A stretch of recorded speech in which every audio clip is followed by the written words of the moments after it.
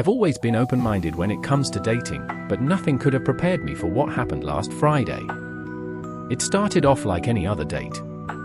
Well, except for the fact that I met her on an app called Ghoulishly Yours, a niche dating platform that I thought was just Halloween themed. I was wrong. So very wrong. Her name was Zara, and her profile picture was unique. Pale, with deep-set eyes and lips that were almost bluish. Great makeup skills, I thought. She's really committed to the spooky aesthetic. We agreed to meet at a small cafe on Main Street.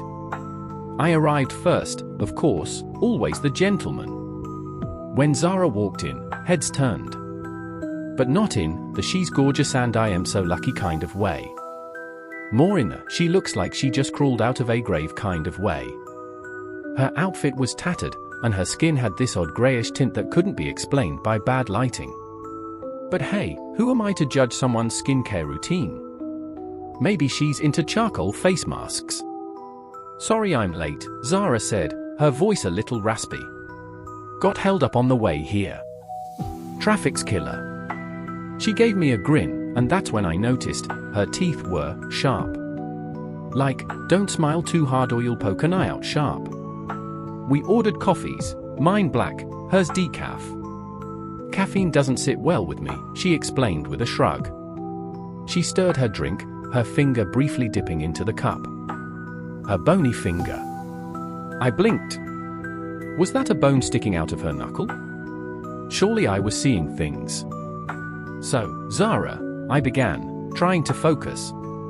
Tell me about yourself. What do you do for fun?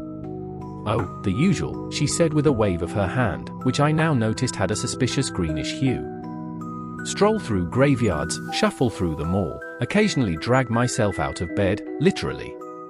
She laughed, a sound that was more wheezy than giggly. And I really enjoy slow dancing.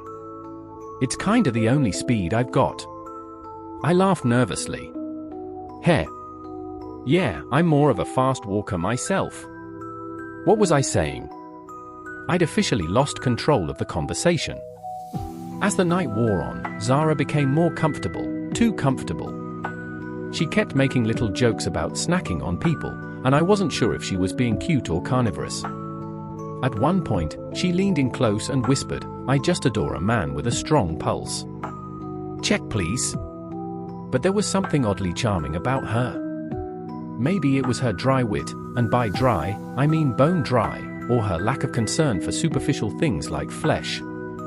Either way, I stuck it out through dessert. She didn't eat hers.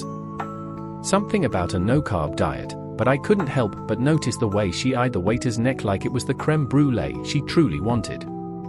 As we walked out of the cafe, well, I walked, she kind of shuffled, I offered to call her a cab.